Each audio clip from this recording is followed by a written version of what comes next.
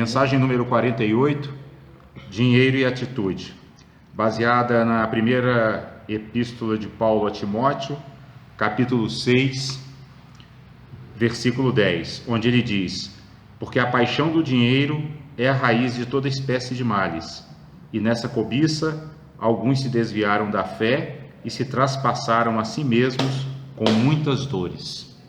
E Emmanuel comenta: não encarceres o dinheiro para que o dinheiro não te encarcere.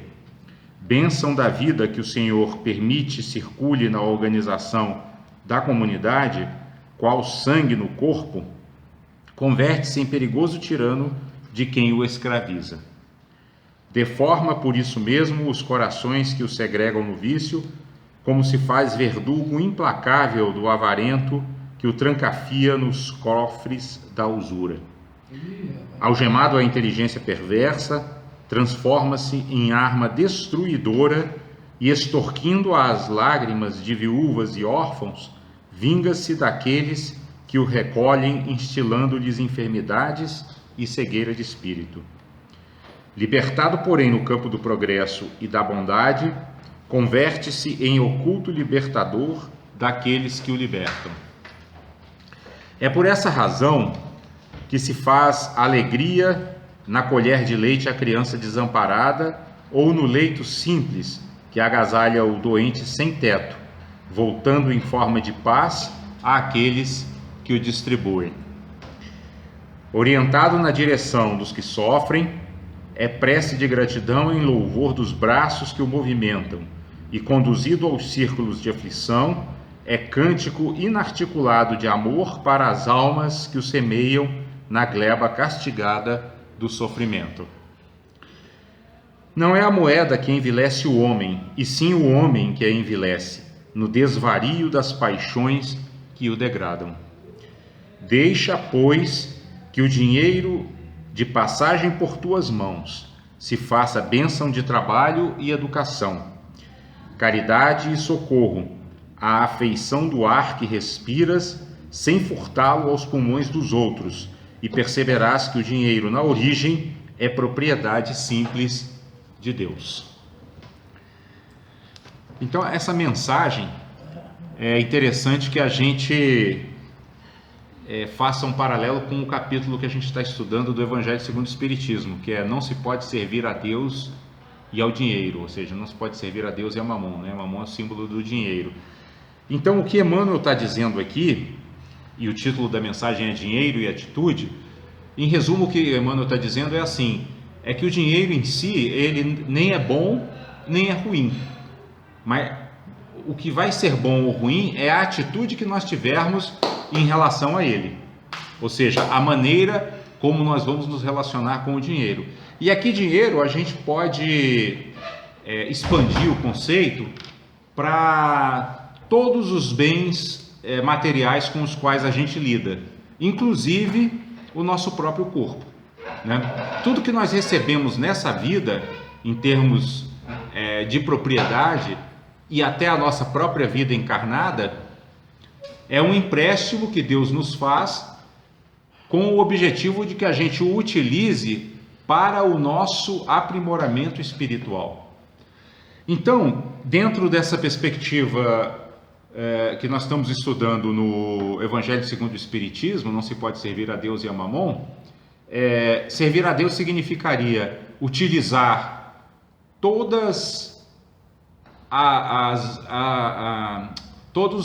benesses que a gente recebe da vida, né? Inclusive, como eu disse, a saúde do nosso corpo, para o nosso desenvolvimento espiritual.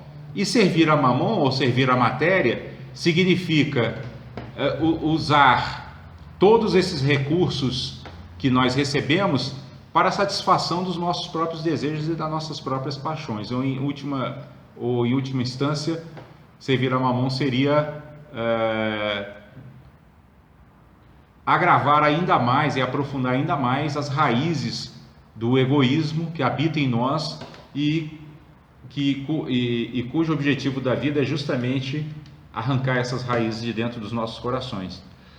Então, a mensagem aqui, ela nos chama a atenção exatamente para a atitude correta que se deve ter em relação ao dinheiro, ou seja, aos bens materiais, né? Emmanuel inicia dizendo que o dinheiro é uma bênção da vida que o Senhor permite que circule na organização da comunidade, qual sangue no corpo, né? Ou seja, o dinheiro, inclusive hoje, a moeda, né, ele é chamada não é que é chamada, mas os economistas dizem que ele tem a qualidade de ser um bem circulante, ou seja, ele só tem utilidade se ele circular, né? Agora, do ponto de vista espiritual, não basta que haja uma simples circulação, é preciso que essa circulação gere benefícios espirituais. Esse é o ponto, né? Então, a atitude correta seria aquela atitude que faz com que o dinheiro, né, ou as propriedades materiais circulem de tal modo que traga crescimento espiritual, tanto para aquele que o faz circular, quanto para aqueles que se beneficiam dessa circulação.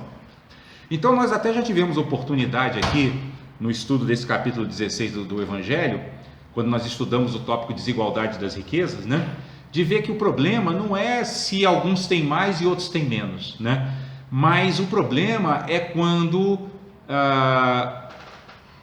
tanto os que têm mais quanto os que têm menos agem com a ganância de sempre adquirir mais, e não com o espírito de, com aquilo que tem, prestar o maior serviço possível. É esse o ponto, né? Então, dinheiro e atitude, essa mensagem, ele se resume a isso, né? A atitude que gera infelicidade e atraso espiritual é a atitude da ganância. E a atitude que gera equilíbrio e felicidade espiritual é a atitude caridosa de querer transformar bens materiais em crescimento espiritual. Talvez esse seja o sentido mais profundo da palavra alquimia, né? Porque alquimia na Idade Média era considerado quando pessoas dotadas de um poder mágico conseguiam transformar chumbo em ouro, né? Do ponto de vista espiritual, essa figura poderia significar o seguinte: a gente utilizar nossas posses materiais para transformar o nosso egoísmo, o chumbo do nosso egoísmo, no ouro da caridade ao próximo, no ouro da caridade conosco mesmo, inclusive, porque quando a gente está ajudando os outros, né, como diz Francisco de Assis, é dando que se recebe, né? Então, quando estamos ajudando os outros, estamos também, de alguma forma, nos beneficiando espiritualmente, né? Então, seria importante a gente guardar essa advertência de Emmanuel, quando ele diz que esse bem tão precioso, né, que é a nossa vida e os bens que vêm às nossas mãos, que deveria servir para o nosso crescimento espiritual e do nosso próximo, a gente precisa estar muito atento para que ele não se transforme num perigoso tirano de quem o escraviza. São as palavras de Emmanuel, né? Olha que coisa interessante, perigoso tirano de quem o escraviza. Então, se a gente escraviza o dinheiro, ou seja, se a gente o aborda com espírito de ganância, não permitindo que ele cumpra a sua função, né, que é a sua função de ser um dos elementos de engrandecimento da vida, nós acabamos, ele acaba se tornando num tirano, ou seja, numa prisão de nós mesmos, ou seja, no intuito de aprisionar o dinheiro, de guardá-lo, nós nos tornamos prisioneiros dele. Por quê? Porque passamos a viver em função dele, passamos a não mais conseguir ter a liberdade de fazer as escolhas que conduzam a nós e aqueles que nos cercam a caminhar na trajetória do caminho espiritual. E essa é a pior escravização que tem. Por isso que Jesus fala: conhecereis a verdade e a verdade vos libertará, né? No caso da nossa mensagem, a verdade é essa conclusão que Emmanuel diz aqui, ó: deixa, pois, que o dinheiro de passagem por tuas mãos se façam bênção de trabalho e educação. Isso é muito interessante, porque o que significa deixar que o dinheiro de passagem por nossas mãos faça bênção de trabalho e educação, né? Significa que a gente trabalhe com esse dinheiro para o crescimento espiritual nosso e do próximo, e ao mesmo tempo eduque o nosso espírito em aprender a cada dia mais lidar com os bens materiais com um espírito de generosidade, que é o antídoto da ganância.